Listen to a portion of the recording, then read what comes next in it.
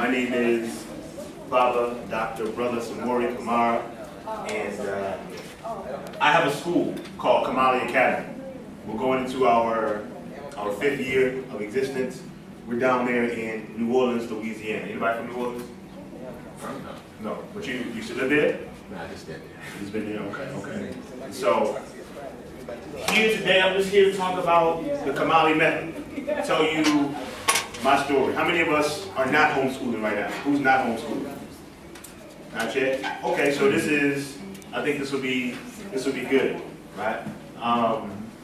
First and foremost, let me say I'm definitely honored to be even in the space with some of the heavy hitters that we have here. You know, they even had my face on the flyer. You know, between Marimba ID and Booker T. Coleman and all that kind of stuff. I'm like, I learned from these folks. Anyway, so let's get on into it. I want to call it Kamali journey. It's the Kamali method. It's always evolving. It's nothing that's set in stone. It is simply what we do, right? And let me turn this on first. So we know what this place is. This is the public food system. I say the public food system, for a reason. They are producing not the kind of students, the kind of children, the kind of people we need. Are they? No. They're not, right? So and we have all kind of struggles. I have I had a lot of struggles because I was in the public food system for about 5 years before I said, you know what, I gotta do something else, right? So one of the things, of course, is the testing. We understand that standardized testing does not adequately show the intellectual capabilities of our children, right? You're talking about, as Brother Booker T. Coleman, continues to say, we're three-dimensional people, we're 6-dimensional people living in a 3-dimensional world. Thought I'd just steal that from him real quick.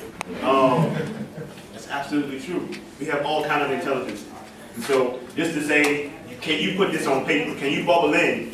And many of the times, our children are not learning the information. And whenever you teach for the test, you're going to get the very, very minimum of a thing. And then the teachers, when their pay is being tied to the test, right, they gonna cheat. I know this is something happened a couple years ago here in Atlanta, right? I mean, teachers just walking around, standing by children's desk, waiting until they put their hand on the right answer, and then walking away, right? That's not education, right? That's just schooling to make some money, right? I had some students I taught in the middle school. I didn't last too long at that particular middle school, Capital Middle, Baton Rouge, Louisiana. Holler at your people, I'm never coming back. All right. But these students were not even my students. I was teaching 7th grade, these are 8th grade students. They came into my classroom before the test crying. Crying before the test because it's like, everything is riding on this test. If I don't pass this test, I'm not going to be able to go, to the next grade. I passed all my tests.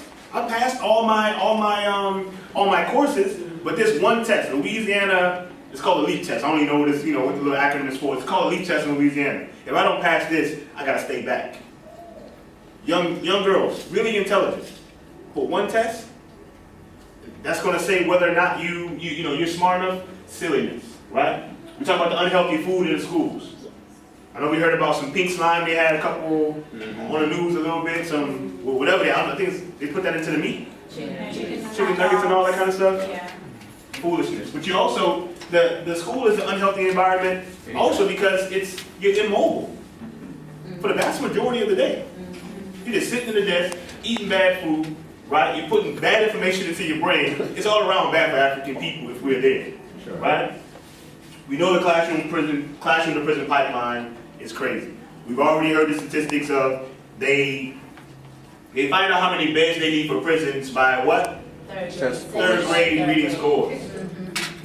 Right? If our boys are not reading on grade level at that time, they're like, you know what? Them Negroes are likely to go to jail. And they're not necessarily likely to go to jail. They're going to make sure, because prisons are on the stock market.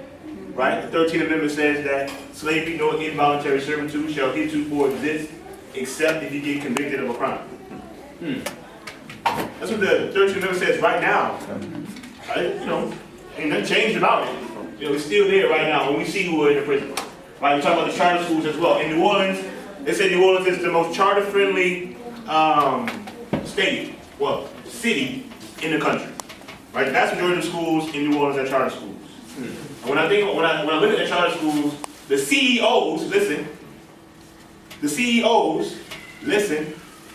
CEOs are making like $200,000. Some of them never run in school before.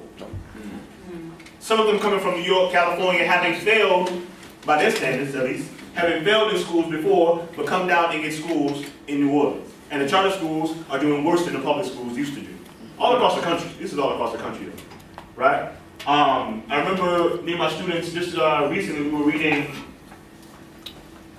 Frederick Douglass, his book, what's the first autobiography he wrote? The narrative, that one? Narrative of the Life of Frederick Douglass? Yeah. So in there he's talking about how in Baltimore he would go to the city and it would have some white people there who were saying, you know what, man, you a slave? Really? For life? Look, I can help you get free. Yes. We can get to the north. Me and you. And some African people will go with them. Only to get to the north, and these white folks who said they were going to help them, turn around and sold them right back into slavery. And so many of the people came down to New Orleans with their charter schools, said, we're here to help you. We got a different kind of education. But it's nothing but the same, I say it's the same gumbo with different chefs. The same jambalaya, you know, we in New Orleans, same jambalaya with different chefs. The same stuff is going on in these schools. The charter schools are not good for us. Right? First of all, you're still tied to the testing, right? You're still tied to whatever they want you to teach them. The Common Core is some garbage. We ain't gonna deal with it today, but it's a whole bunch of stuff. Of course, we're mad with the miseducation, the cultural misorientation that's happening in the schools, the materialism that our children learn, the fact that somebody else is always right, the fact that there's only one answer to these questions that they ask us, as if there's not another way to do things. This miseducation is going on. We already know about this, right? And one of the things I was kind of struggling with in the beginning is that I wanted to build something, I wanted to do something, but how was I going to make a living? So many of us have that question when we're thinking about starting our own schools, right? When we think about homeschooling our own children. We're like, man, I know I cannot send them to the devil. How the hell am I going to make some money though? You know, so we're gonna get into that, right? So I was in the public food system and I said, you know what? I believe in reform. I'm studying English books and all that kind of stuff, but I ain't ready to jump out there all the way. Let me run for school board, right? So 24, 25, graduate student at Louisiana Slave University in Baton Rouge, right? I said, I'm gonna run for school board so I can change things from the inside. That's what people say, right? Get people to vote for me. So it was a good experience. I just went around the city and I got a lot of people to endorse me and stuff like that. Went to a lot of meetings with some big wigs and I talked black all the time. I have a little suits on and all that kind of stuff, but I'm talking black. And I actually changed my name after Katrina in 2005 and I changed it legally right before I registered to run for school board because I wanted my little signs to say, you know, Samori, Camara. Now, if I was down on Lewis and a Democrat, I would have won. But I wasn't. I was Samori, Camara, and an independent, and I probably would have been Black Panther Party if I could put that on me. But, but while running for school board, I was campaigning in South Baton Rouge, and I came upon an older black woman. Right, she was sitting on her porch, drinking her Coke, smoking her cigarette. Right? I said, "Excuse me, can I talk to you for a minute?" She said, "Yeah." So anyway, I went on her porch, and about 4 o'clock, we talked until it got dark. Right? I'm just breaking it down to her. Like everybody breaking it down tonight, or today and yesterday about what the school system is and how it's messing up our children and all that kind of stuff and what we need to do to change it. She was like, "Baby, you are absolutely right. I mean, you got good talk. Yeah, I'm not going to vote for you because I don't vote, but what I'm saying is, until you have your own school, I got to send my baby to the folks in the morning." And meanwhile. You know what I'm saying? So all that talking you doing, brother, that's fine. Until you have your own, I gotta do what I gotta do. That's real. And that right there put me on another level, right? I had to say to myself, this is 2006, okay, I'd rather be a candle than to just simply complain about the darkness. Right? Now it's 2006. I had just read Wretched of the Earth. Wretched of the Earth in one of the beginning of the chapter in the book. If you haven't read it by Franz Fanon, you should. He started off by saying every generation must find its mission, right? Out of relative obscurity and either fulfill it or betray it. Every generation must find its mission and either fulfill it or betray it. So once I understood what my mission was, that old lady, I don't even remember her name, told me, baby, until you have your own school, and I sent my baby to the white folks, and I said, then I'm going to start my own school, I began to delay my mission. I knew what it was. I'm like, well, I'm gonna just wait till I get a job. Right. I'm gonna wait till I buy me a house. I'm gonna wait till I have a family. Look, if we ain't gonna do it right now, we ain't gonna never do it. Yeah. The time is never perfect. Never. Do it now, or just stop talking to yourself. You're gonna do it someday. Right. At the end of this thing, I'm going to tell you, you must vow to never send your children over to strangers and our enemies anymore. No matter whatever it takes, you cannot do it. The brother said, Shahid Muhammad, the math doctor, good stuff, read his book. But one of the things he said was, if you still got your children in school, detoxify them when they get home. I don't know about that. 8 hours? 9 hours? Detox. You ain't got time for that when you get home. You have more than one child. You don't know what's going on in that school. And as a school, and as a teacher, I know, and you know if you are a teacher, what kind of effect you have on children. I don't drink chocolate. I don't drink dairy anymore. But when I did drink dairy, when I was a child, right? I never drank chocolate milk. Why? Because my first grade teacher, Miss C.T. Johnson, said we're not supposed to drink that. My teacher had more power over me than my own family. When I would buy the chocolate milk, boy, drink that chocolate milk. Miss C.T. Johnson said we're not supposed to drink that. So we're giving power to these folks who don't even want to be there in the first place. In New Orleans, I don't know if y'all have this problem with Teach for America teachers. Yo, those folks come down, they get about 6-week training on how to teach black children. That's right. Right? They come down to New Orleans, party on bourbon, go to Mardi Gras, and then leave with their student loans paid off. Never to teach again. Right? Just having a good time for a little while. We have to do something. I ran for school board, talked to that lady. She said, you got to do it yourself. I don't want to hear no more talk. I'm going inside with my cigarette and my Coke. The opposite of courage in our society is not cowardice, it is conformity. So, like I said, I understood that 2006, I need to be building my own school. That's what I need to do. I was in grad school, and I said, not right now. Again, delaying. I went back into the school system. But I understood that as a teacher, you're either a liberator or an oppressor. A liberator or an oppressor. There's no in between there. So I said, if I'm going back into the school system, I gotta be a liberator. But what I saw when I got back in there is many people who can care less about being liberated. When I got back into the school system, I had more problems from other black teachers than anybody, right? But I also learned about this experiment by a person named Stanley Milgram. Dr. Stanley Milgram, psychologist, did a number of experiments in the 1960s. Stanley Milgram brought some students in. One student was to act as the teacher. The other student was to act as the student. So he told the teacher, look, this is what you're going to do. You're going to read off some word pairs to the students. If the students do not remember the word pair, you shock them. It starts off a little bit of voltage. And it goes all the way up to, it's dangerous, don't do this voltage. So Milgram asked his colleagues, asked some other folks, he said, what do you think is going to happen in this experiment? Most folks said, man, them people are not going to shock some people just because they remember some word pairs. It's not going to happen. The experiment got started, right? Student came in, teacher was there. Student messed up on the word pairs. The acting teacher shocked him and continued to shock. And this is an experiment that was replicated all over the world. Continue to shock until you actually get to the it's dangerous, don't do this level. Just because these people did not remember word pairs, and it was a door, it was a wall in between them, but they could hear the cries of the person. Please let me out of here. Banging on the wall and all this kind of stuff. And the people volunteers, normal folks like you and me, continue to shock them.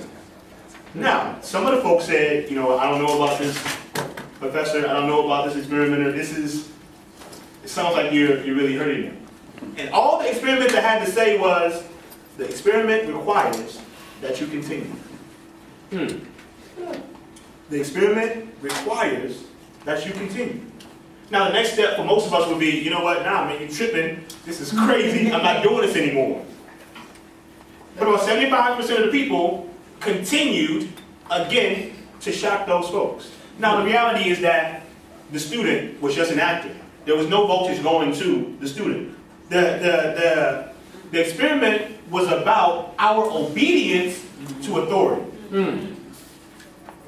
Right? Our obedience to authority. It said, look, people, normal people, just because a person had a little white little lab coat on and just said that it requires that you continue, we continue to shock people who had really did nothing wrong at all. So I found that as a teacher, many of the other folks were deliberately shocking our children just because, well, this is what the state told us to do. The state told me to teach this nonsense to the children because it's going to be on the test. I got to do what I got to do.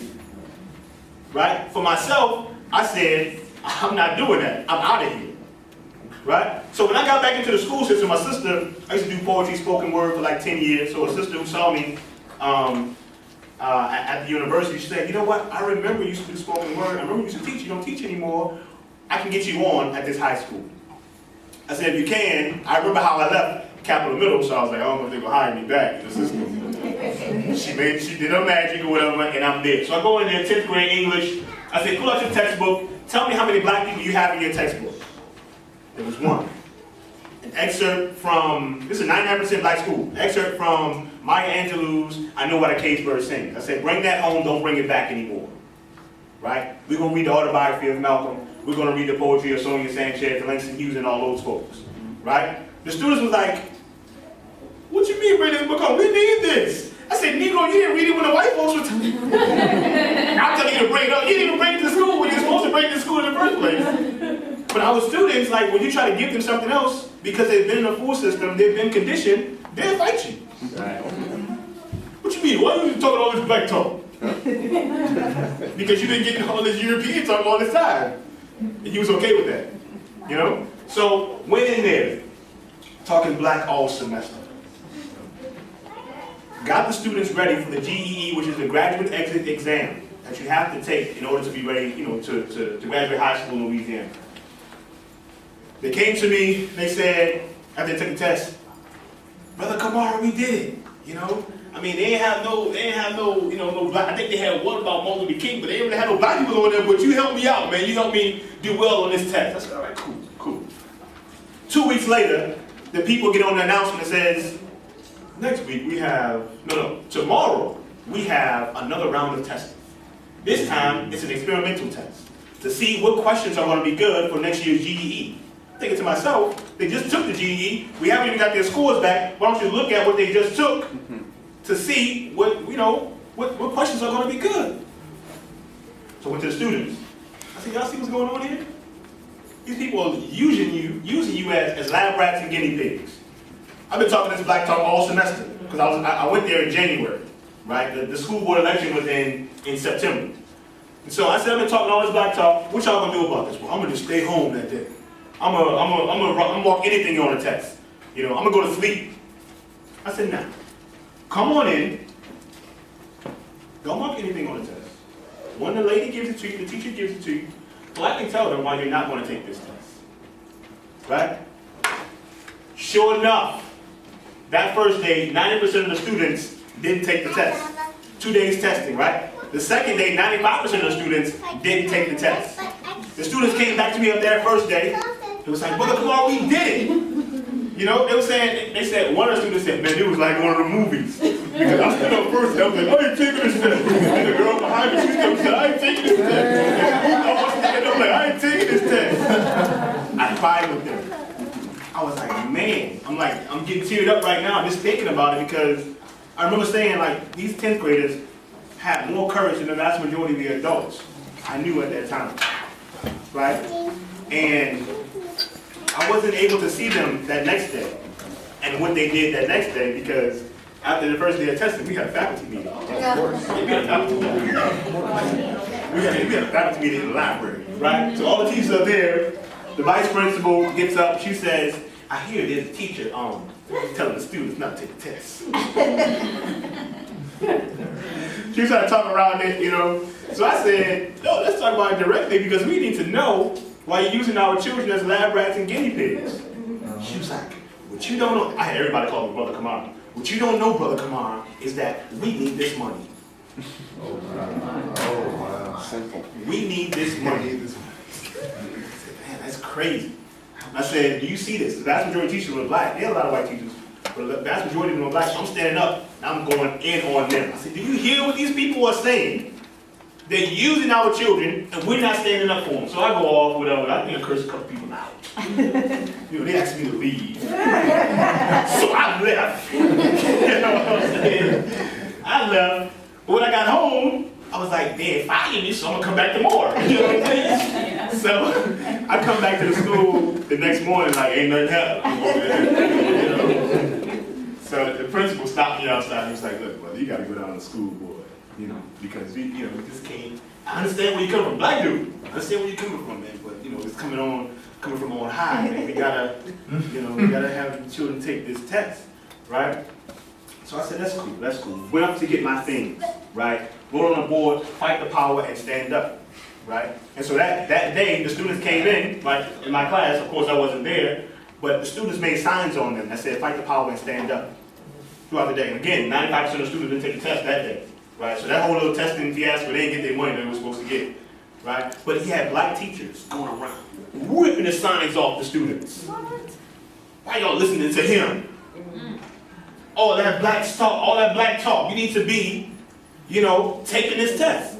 The next week we came back for a protest, right? I'm not really, I used to be a protest dude. Not the protest dude anymore. After June 6th, I was done with the protesting. But, so he's out there, the police out there, they shut the school down. Like I was a terrorist. Like locked it down. Like nobody could leave. But some of the students ran out there with us, right? So that there told me, yeah, I'm delaying my mission, but I know what it is. I have a way with students. Like wherever I go, wherever I've taught, students have always been like, where have you been all of my life? Students, I taught at a program this summer at Xavier University, and students are like, I thought I wanted to do this with my life before I met you. But I want to work for my people. So I'm like, that's a 4-week program. The reason why I am the way I am at this moment is because the seed that a brother put in me in 9th grade, 2 days, he was a substitute teacher. In high school, when you have a substitute teacher, you don't do any work. So I sat right next to his desk those 2 days. He was a Nation of Islam. I don't remember what he told me, but I just remember coming out of that classroom thinking that I can be intelligent and be like Malcolm X. Started studying African proverbs after that, right? And today, me and his brother works together. But that was just, I was like, if he could do that to me in 2 days of being a substitute in one class, imagine what I can do if I had my own school. Imagine what we can do if we have our own for our children, right? So we came out, we got 3 E's, 3 R's of education: read, remember, and regurgitate. At that time, I was like, yo, the GED test, cool, we did that. That's a check, but the extra test, come on, man. Now I'm like, no damn test at all. No, we don't do it. At Kamali Academy, we don't take any standardized tests. We barely take paper and pen tests at all, right? Because we know that our children can show what they know in different ways. Let's see, can we turn this light on? Yeah. Or what is off? It's the same thing that happened last time, right? What kind of got dark outside? Don't you need the blinds open? It kind of got That's dark. cool. As long as they can see, I'm good. All right. So here's some of the lessons I learned. Right? This is my school in 2010. This is our second year. Right. Our first year, we started with 2 students, and I'll tell you that in a second. But the lessons I've learned by talking with that woman is that African proverb, talking about fire doesn't boil the pot. Talking about fire does not boil the pot. We are very eloquent in what we do, right? We know all the science behind it. We got all the information. We read all the books. but the pot ain't boiling because we haven't taken that step. You know, we gotta put that, we gotta do the action now. This is the action. Also, thinking about the situation was the hardest part. Like, man, what am I gonna do? All right, if I do this, then, you know, we try to think about all these contingency plans and all that kind of stuff. The easy part was the doing. The young brother I was talking to yesterday, he was like, yeah, man, we need something like the Boy Scouts because they're not necessarily they're teaching survival skills. We need survival skills. We need to have gun skills. We need to have this, we need to have that. And I said, build it. He said, why not build it? You think the Boy Scouts started out with all these little troops across the country? They didn't. Like, get started right now, right? And also, I understand that our people were looking for an alternative, but they just didn't have it at that moment. Just like you looking for an alternative, right? We got to build it if it's not in our area. Kamali Academy, online classes will be there for you. I'll be there for you to help you along your journey. Right? I don't want everybody to come to Kamali Academy. I want you to build it. I want you to have a small environment that's educating our children. I want you to build a small environment that's educating our children. We don't have to, it's not African to have a school with 1,000 students. I mean, really, one of the reasons why I didn't go to Charter Round is because I was like, how the hell am I going to get 200 teachers who think from an African-centered perspective? The vast majority of teachers don't want anything to do with black anything. And they don't know the information. And if they teach it, even if we get so-called black history classes in the schools, who is it coming through? You are the curriculum. So if you're like, yeah, this guy's got to teach this black stuff to y'all black children, I guess. It's not inspiring at all. You know what I'm saying? And the number one lesson I learned at this time, and it also is shown in one of the psychologists I read. He says, whenever I'm dealing with a new client, I look for this one moment that if they get here, I know that they're going to be all right in the future. Once they get here mentally, things change for my clients. And he said that place is when they understand that no one is coming.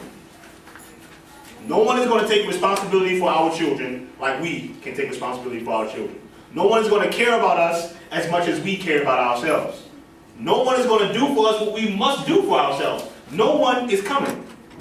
We have to understand. Do we understand that? See, when we going to be all right then? Nobody's coming. Stop waiting. I'm not even coming. I'm here right now to let you know that nobody's coming. You know what I'm saying? I'm not even here with you. So, you know, nobody is here in New Orleans. We can do the online thing, absolutely. But like on the ground with you, you're going to have to, you know, be willing to take on the loneliness and struggle. You know, and it's going to be all right. We already won. So when we get to Kamali Academy, this is young brother side here. I think this was my own camera. I thought it was a pretty good picture. You know? So, you know, we get here. This is 2009. I didn't finish. I moved from Austin, Texas to write my dissertation. Right? And then I wrote my dissertation. It's called There's Some Bad Brothers and Sisters in New Orleans, the Black Power Struggle from 1964 to 1977. Right? And so I'm like, why not just go home and do the research? When I got home, I realized if I'm a smart uncle, if I'm a smart cousin, and my people are having trouble in schools, why not teach them? So I knew I wanted to start my school, but again, what I was doing, I was delaying. I was like, once I finish my degree, once I finish that PhD, then I'm going to get started. Shit, I got there that 2009 summer, and I got it started. Right? I got it started. You just got to start doing it. Right? One of the beautiful things, of course, this is our method. One of the beautiful things about our school, of course, is that we teach from an African perspective. We know what that is. I don't even have to spend a whole bunch of time on what an African-centered perspective is. But understand this. It allows us to declare war on our enemy. We have to declare, like, we at war, we know that. But have we declared war on our enemy? The same way that they have declared war on us? If we have declared war on our enemy, then we would send our children to our enemy to be educated. Right? And we would teach them the things that they need to know to deal with this enemy. I hear that some schools here in Atlanta, you know, not even allowing children to wear their natural hair. Or young brothers to wear locks. Because we got to deal with our enemy, not from a position of power, but from a position of servitude. An African-centered school? You teaching our children to deal with them from a position of, are you going to get a job with them? not to build your own, that ain't no African-centered school in my estimation. Like, you might as well be Hampton.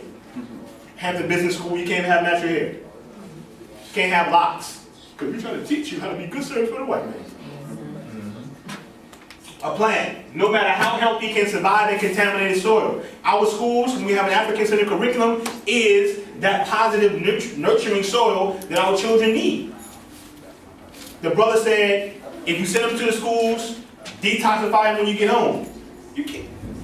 No matter how healthy your children are, you cannot send them, you cannot put them in that soil and think that they're going to get what they need to get. We understand that, right? The more clearly you recognize who you do not want to be, then the clearer your sense of identity and purpose will be. Our children are confused when they're in these schools. Our children are confused when they see most of the stuff they see on television. Because they can feel like they can't be African and be anything. You know? They don't want to be African, they want to be close to the European. But when you have an African-centered perspective, we can reverse all of that. We can reverse that. Right? And also an African-centered curriculum, we should teach our children not to conform to the society, but revolt and build something. Cut your hair so you can get a job. No. Grow your hair, whatever the hell you feel like you want to grow it, and build your own. Right? Build your own. I mean, so many folks say, well, man, everybody can't do that. Well, look, work for somebody who's like that. Help somebody else build it. You know what I'm saying? Or if you're going to work with somebody else, at least have the intention to be free. Have the intention to say, I'm gonna stack my cheese up for 5, 10, whatever, and then I'm gonna build my own. But most of us don't even have that intention. The mind will not struggle for something that they do not believe is possible. Most of our people don't believe that our freedom is possible. So they're not willing to do what we need to do to get free. Right? The idea is, of course, know yourself. Right? Know yourself as well as your child's. Know your purpose as well as your child's purpose. Right? Do we know that? Are we trying to understand what their purpose is? You know, do we understand what our purpose is? There's a story about a young camel. He went to his mom. He said, "Mom, why do we have 3-toed feet?" She said, "Son, well, you have 3-toed feet so that you may stay, atop the hot sands as you take long treks across the desert." He said, "Okay." Walked away. Came back. "Mom, why do we have these long eyelashes?" "Well, you have those long eyelashes, son, to keep the sand out of your eyes when you're taking those long treks across the desert." He left. Came back. "Mom, boy, what do you want?" "Why do we have these big humps on our back?" "Well, son, you have those humps on your back because you can store a great deal of water so you don't have to keep stopping for water as you go on those long trips across the desert." He said, "Okay, so we have 3-toed feet to stay on this hot sand when we're taking those long trips across the desert. We have long eyelashes to keep the sand out of our eyes on those long trips across the desert. And we have these big humps on our back so we can store water on these long trips across the desert. And Mama, why do we live in a zoo? Why do we live in a place where I can, if I'm born for this is who I am, then why are we living here where I can't even use this?" If we know what our purpose is, what our children's purpose is, we must allow them that free reign to do what that is and nurture them. Right? Know ourselves, know who they are. African people, we're all created with a purpose, yes? Many of us, would have a name, if we were in an African environment, that tied to our purpose. They would do a hearing ceremony when a woman is pregnant. Give her some herbs and speak to the baby through the mother. And the mother would say, this baby, or the baby would say through the mother, that this is why I am coming to this realm. This is why I am coming from the spirit world. And then you would give that baby a name, according to that purpose. Right now, we don't even have any names with purpose, for the most part. We don't even want them. We say, I ain't going to name my child no African name, because why? Because they're going to have to get a job with some other folks. Right? I hear people say that all the time. Even our little children are saying this. So they must be hearing it from their parents. But have you ever seen Europeans go anywhere in the world and change their name to those people's names? So they really can't pronounce my name very well, so I'm gonna change my name to no. We are living as if we were powerless, right? Let's keep it moving. One of the things I think we should all do if we're going to be thinking about starting is to sit at the feet of our genius.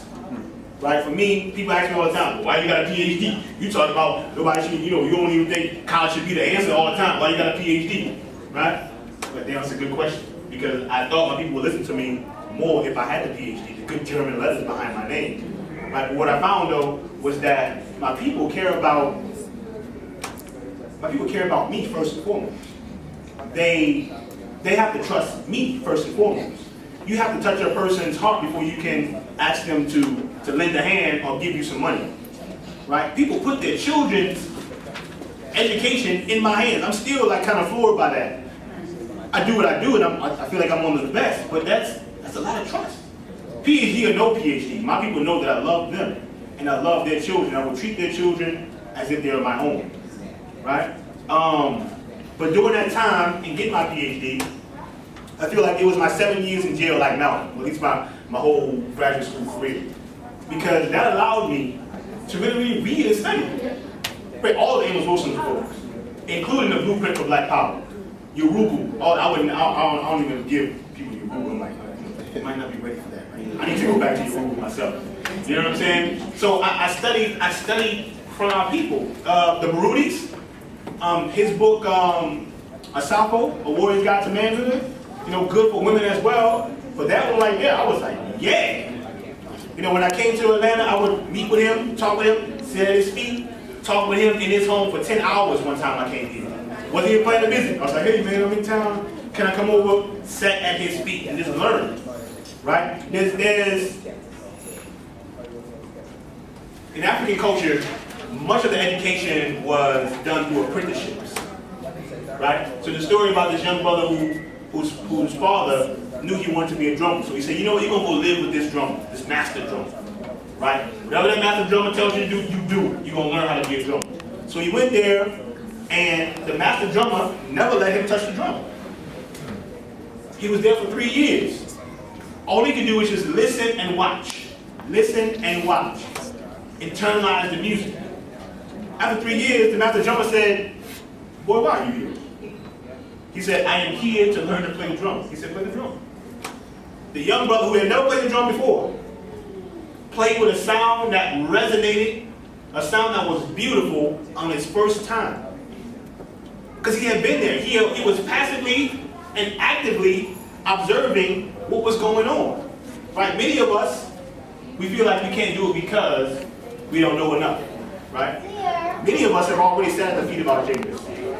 Once you go through your apprenticeship by sitting and learning, then you have to start doing it. And many of us wait too long to start doing it. We have to jump out there even if we don't think that we're ready.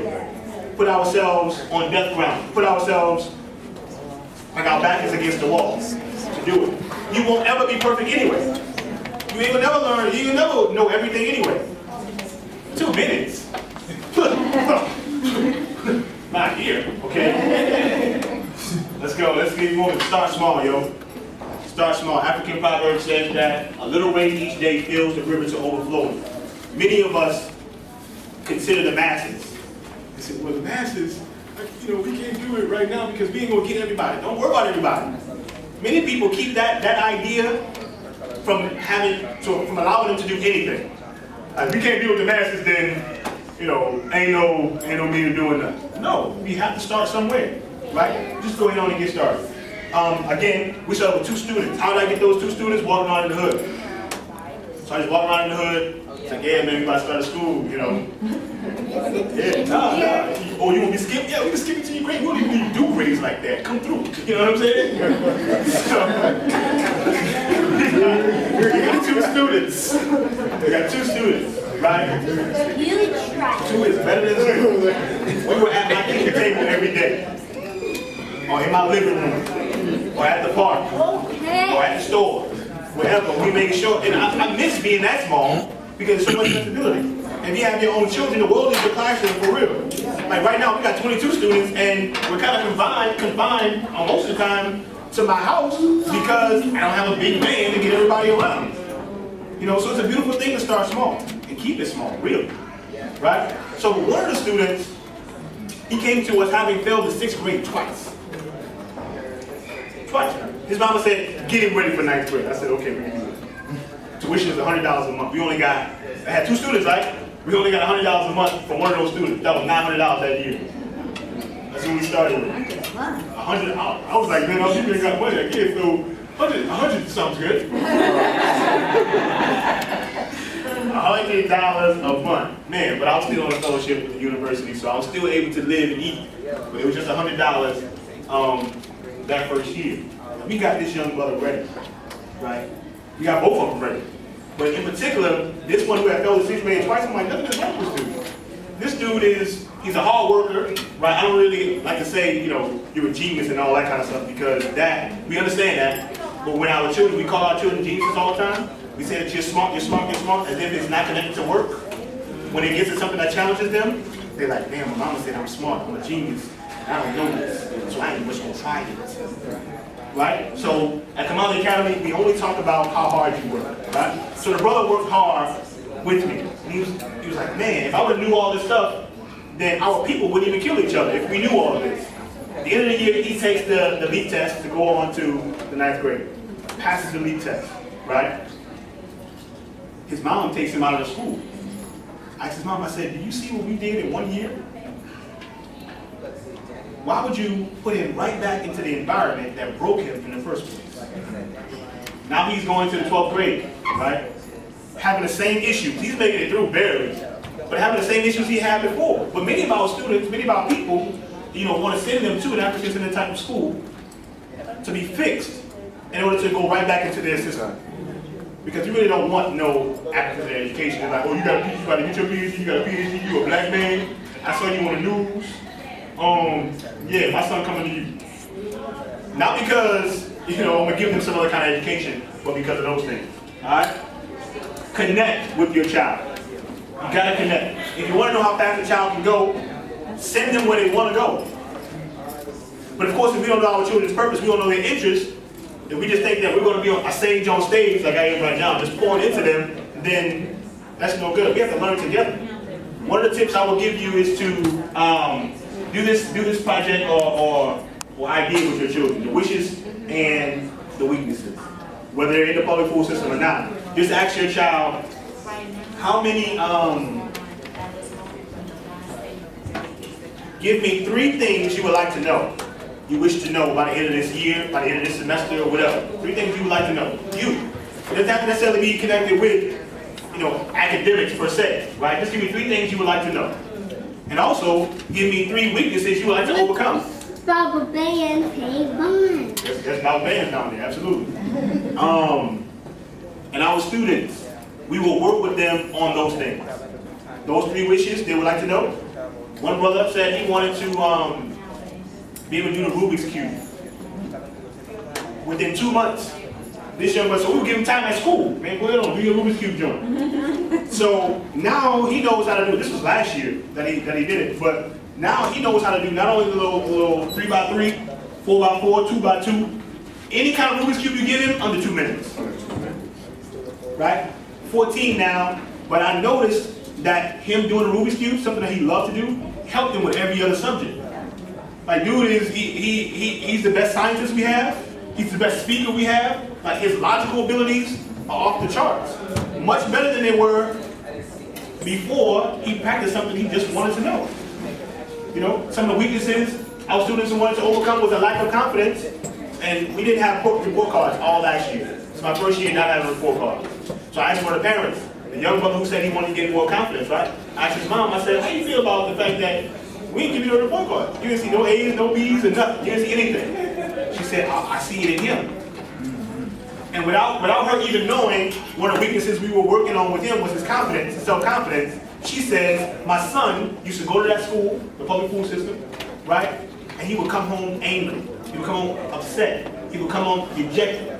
Now he's confident. He actually has too much confidence now. I don't know what y'all did to him at school. You know what I'm saying? He has too much confidence now. And that's a beautiful thing. And you cannot see that in the ARB, CRD, or that. And actually, me and the young brother was talking here, and he was saying, one teacher might give you an A, and I might give you a C on the same work. subjective, of course, right? But also, our students get connected so much with those letter grades. It's not real life. I would rather have a student who gets a C in my class, but who's going to be like, hey man, I did my best in the class, but can you give me some more books that I can read up? Can you give me some more projects that I can do to further my knowledge? Then have a student who got an A, be like, man, I ain't never looking at that garbage again. And most of the school system, they reward people with good memories. If you got a good memory, you good. A good short-term memory. Because by the end of the school year, you're done. By the end of next week, after you take the test. You don't know anything. Same day. You know what I'm saying? I think Ayikwere Ahmad says in his book on Eloquence of the Scribe, he says that we learn to chew, pour, and spit. Chew the information, you know what I'm saying? Pour some more in our head and just spit it out. Good. Keep it moving. Right? Be African, you are the curriculum. So many of the things that we want our children to be, we aren't yet. You want your children to love reading? How much do you read? You want your children to be a builder of businesses? Have you built it? Have you built anything? You don't want your children to be a consumer? Why are you always just consuming? What are you producing? So many of us are consuming all the knowledge, we're getting all the books, right? But we ain't producing nothing ourselves. In the Kamali Academy, we don't want you just to consume, we want you to build. Sister I was talking to, she just left out of here. I was talking to her yesterday, and I said, I don't know what we're gonna do about our uniform situation, right? I'll sew. She was like, teach them how to sew, let them sew their own uniforms. It's like, damn, son, that's nice. I like that.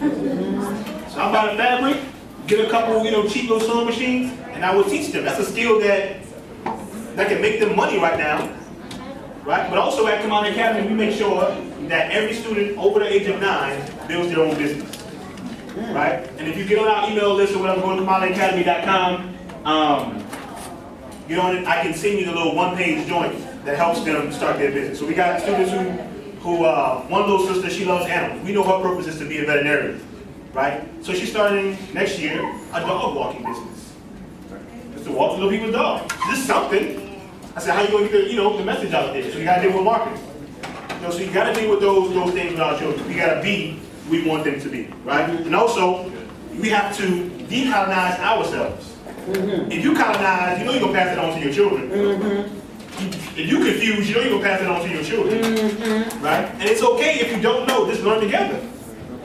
That's a beautiful thing right there. Cultivate your own curiosity. If you're not curious, if you feel like you got all the answers, you think your children are going to ask questions?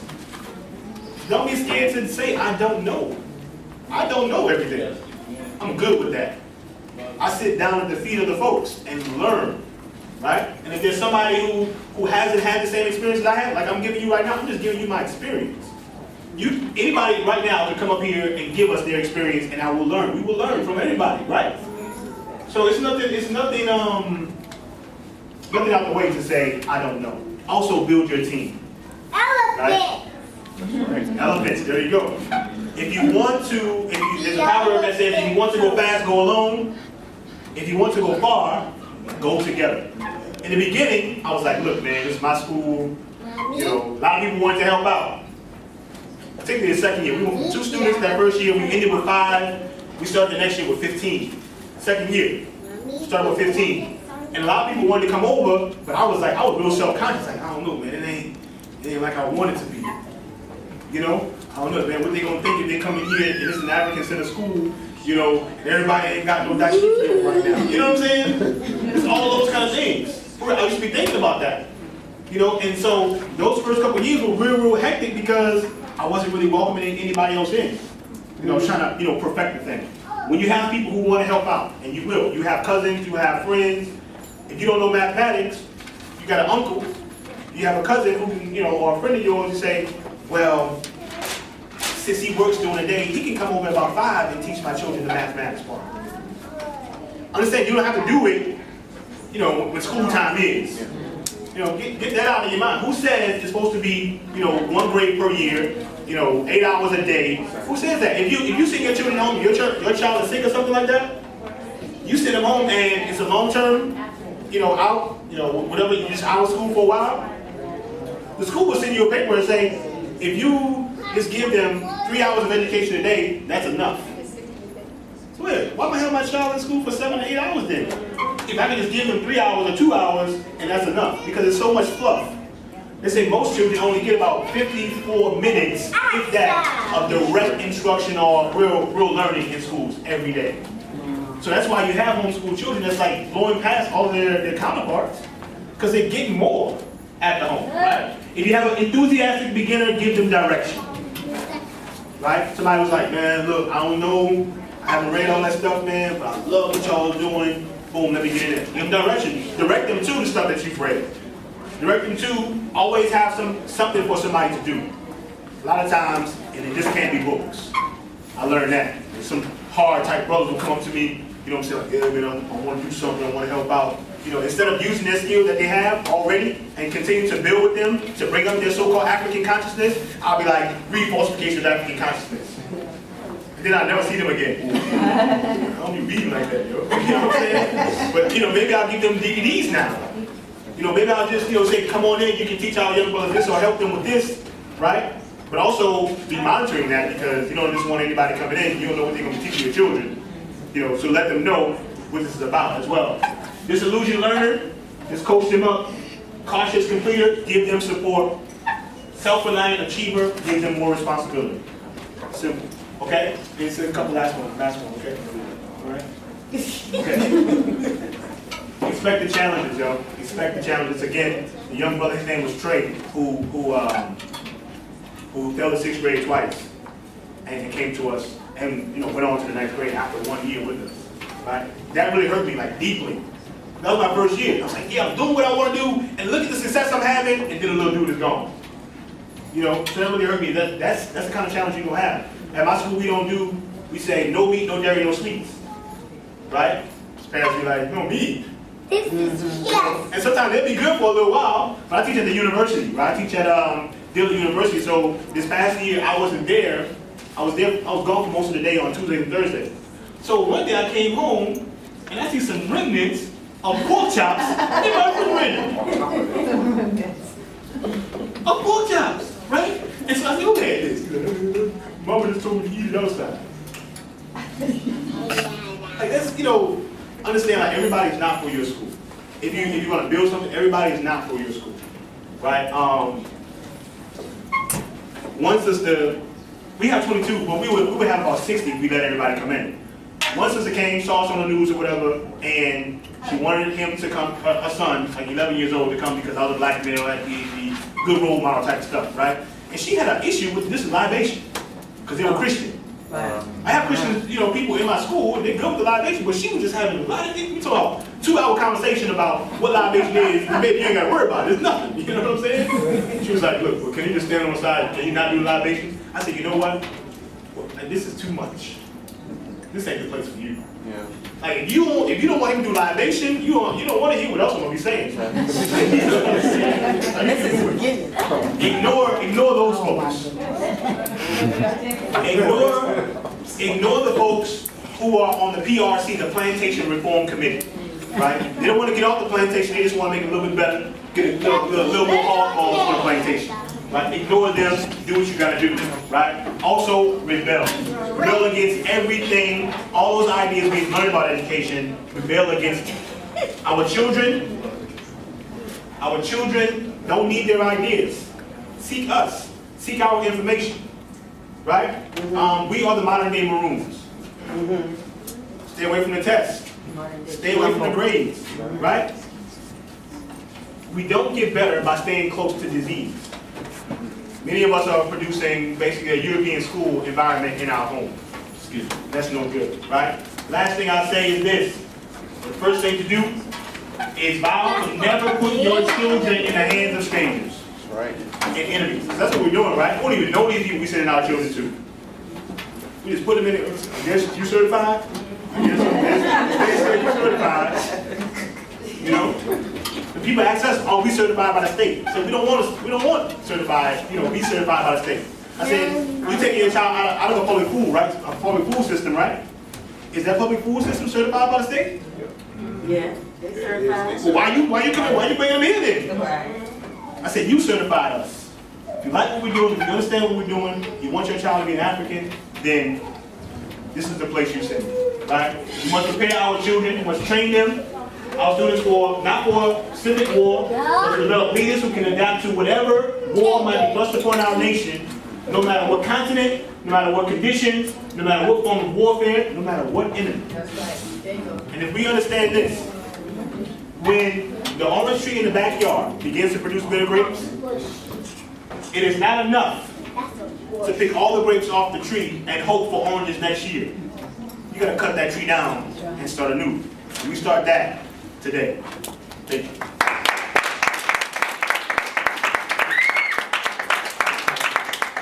No question.